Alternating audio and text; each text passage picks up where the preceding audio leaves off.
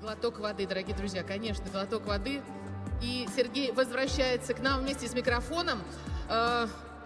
Сереж, правильно я понимаю, что это ваша работа, невероятно профессиональная работа, столько буйства, пластики, смыслов, драматизма. Эта работа посвящена еще одному гению балета Нижинскому. И в этом, мне кажется, много вас в этой работе. Правда? Когда мы ставили, мы этот балет ставили там, где Нижинский доживал свои последние годы, в Швейцарии. Вот.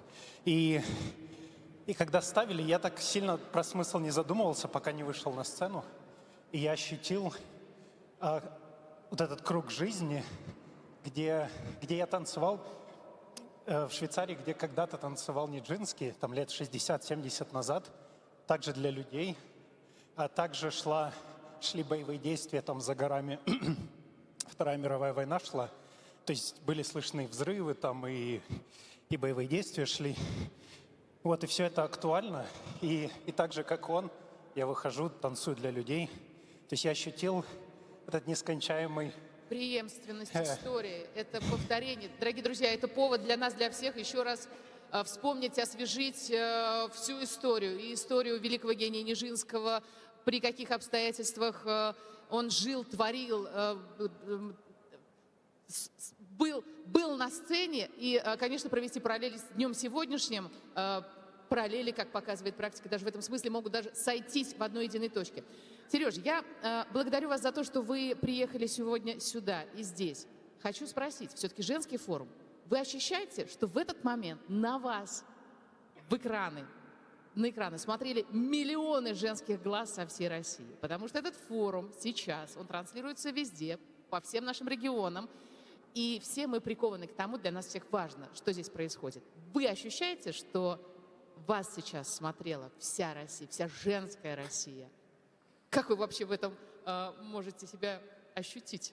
В этом номере я также превращался, было превращение в женский образ, там ощущение женской боли, какой-то грусти, ноши. Вот, и хотел поблагодарить всех женщин за то, что вы есть.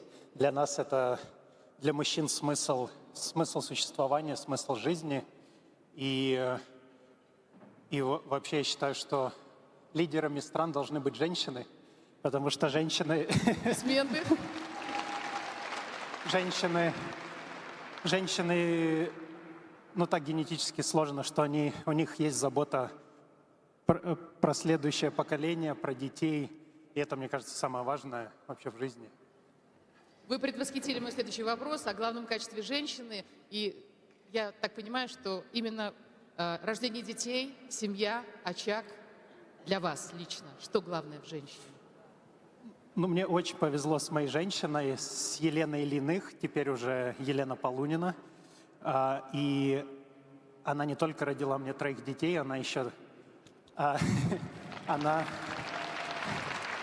Она параллельно танцует в моих постановках, параллельно занимается поиском финансов для постановок, параллельно делает программки, собирает команду, занимается в моей компании. То есть мне остается только выходить, танцевать красиво. Вот, но она такой огромный, полный баланс вообще для моей миссии, для меня делает. Супруга Сергея Полунина – это наша с вами российская женщина, которая на своих плечах в том числе обеспечивает и творит, и создает, и хранит тепло очага. Не отпускаю вас надолго. Я знаю, что вы согласились побаловать нас еще одним вашим выступлением, поэтому буквально несколько минут я даю вам, чтобы перевести дух за кулисами. Спасибо. Возвращайтесь, а я вам сейчас скажу, что это будет.